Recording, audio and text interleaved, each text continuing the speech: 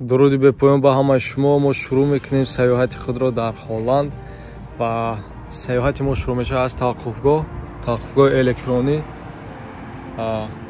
автобуси рақами чанд, кадом хатсай ва чанд дақиқа баъд ҳозир мешавад ва ҷадвали сафарҳо.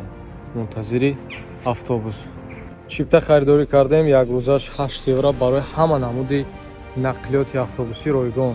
Ва мо растем ба шаҳри Мастрихти куҷо? Ҳолландия. Ва мо шурӯъ мекунем сайругашти худро дар ин шаҳри зебо. Нидерланде. Якчанд маълумотҳои ҷолибашро гап мезанем. Давлатест ки дар Аврупо мардумаш бениҳоят қадбаланд аст. Давлат оду ҳавояш ба мисли Бритония кабир боронист бисёр вақт. Дар баробари ин Амстердам пойтахташ аст ва аз ҳама пулҳои бисёр, яъне мостҳои бисёр дар Амстердам аст. Ба камиаш 1200 пул дорад. Асъораш евро, забонашон забони нидерландӣ ва ҳар як шаҳрванди инҷо ҳадди аққал як забони хориҷиро медонад. Забони хориҷӣ гуфта англисӣ, фаронсавӣ ё немисиро дар назар дорем. Айни ҳол дар кӯчаи марказӣ мо бо дӯстам Саид Иброҳим сайру гашт дорем ва аз манзараҳои зебои инҷо назар мекунем. Ногуфта намонад ки санъати шаҳрсозӣ инҷо ба мисли Олмону Белҷиум ҳаст, яъне дар инҷо биноҳо зич сохта шуданд ва бештари роҳравҳо аз ҳамин гуна сангсафолак мегӯянд. Агар кӯчагӣ гирем чакка бо забони русиш. Ҳангоми убури роҳ ҳатман бояд ин тугмаро зер кунед, то ин ки чароғаки роҳнамо барои пиёдагард фаъол шавад. Лекин мо қонуншиканӣ кардему ҳаракат кардем. Дар Ҳолланд назар ба нақлиёти муҳаррикдор дучарха, велосипед бениҳоят бисёр аст. Аз рӯи нишондодҳои оморӣ аз одам дида велосипед дар инҷо бисёр аст. фурӯши маҳмудҳои психотропикӣ озод аст ва ҳар як фард метавонад озодона аз мағозаҳо харидорӣ кунад ва истеъмоли он ё ин ки кашидани он дар ҳеҷ куҷо маҳдудият надорад. ҳар як фард метавонад озодона дар ҷои кораш аст, дар қади кӯча аст, байро истифода барад. шаҳри Мастрихт. ҳозир мо убур мекунем пуле ки кушода мешавад ҳангоми гузариш кардани ягон киштӣ ё ин ки паром ва ғайра. ин аз ҷояш бармехезад. Ҳолланд давлатест ки боду ҳавояш мӯътадил нест. Фарз кардем ҳозир каме офтоб аст, камтар баъд мебинед боз борон шуд. Ба болои дарёи гузар карда истодаем. Бо чунин нақлиёт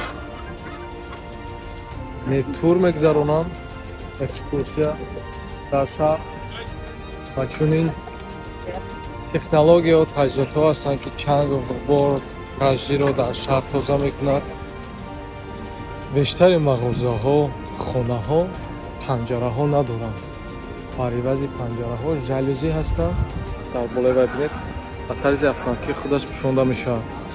ин ба хотири он аст ки симои ҳамин бино бояд безеб нашавад, ё ин ки ҳангоми аз офтоб пинҳон кардан махсус навесҳое ҳастанд ва ё ҳам автоматикӣ ки вай кушода мешавад ё ҷамъ карда мешавад. шаҳр бениҳоят тоза. Ҳолланд ягона давлатест ки аввалин шуда ҳамҷинсгароӣ, фоҳишагӣ ва гомосексуализмро қонунӣ гардонидааст.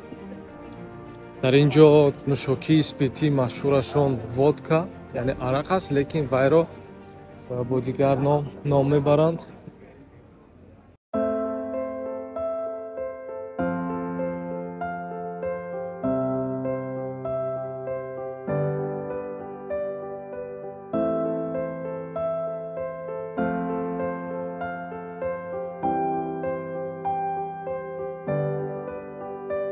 мағозаи пойафзолҳо омадем, барои дӯстам пойафзол гирифтем. Пойафзолҳои босифат, нархашон дастрас фарз кардем. Ҳамин туфтиро мебинем 120 евро. Тақрибан 121 евро ки ба тоҷикӣ гардонем 1500 сомон, лекин тахфифи 70% кати 400-500 сомон дорад босифат. Чанд сум гирифтӣ ба Саношкира? 18 евро. Лекин дар асл нархаш чанд буд? 60 евро 700 сомон. Тахфифи 70% кати.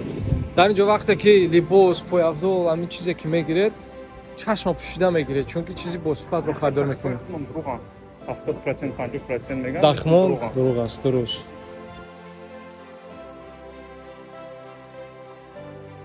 маркази шаҳри Мастрих, бинои таърихӣ.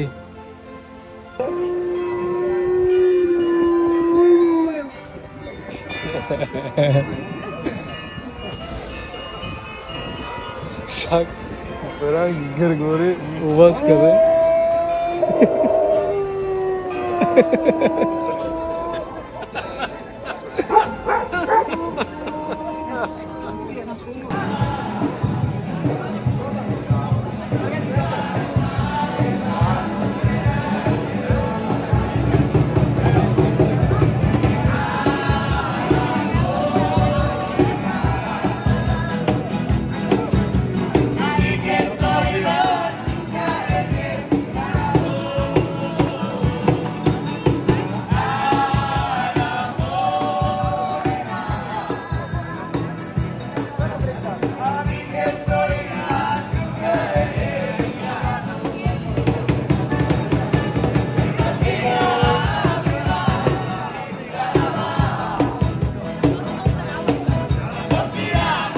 Истгоҳи роҳи оҳанӣ шаҳри Мастрих, Мастрихи Ҳолланд. Хоксона оддӣ ягон супер сверхъестественный. Ничего такого нет. Мағозаҳо, ҷои суратгирӣ, худата сурати 3x4 мегирӣ. Терминали фурӯши нӯшокиҳои кашашка, мини-маркет.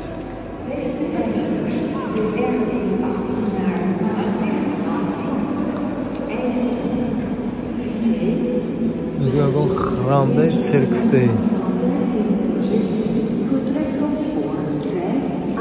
вақти баромадан дар инҷа билета, тикета ба қайд мегирӣ. истгоҳи автобусҳо.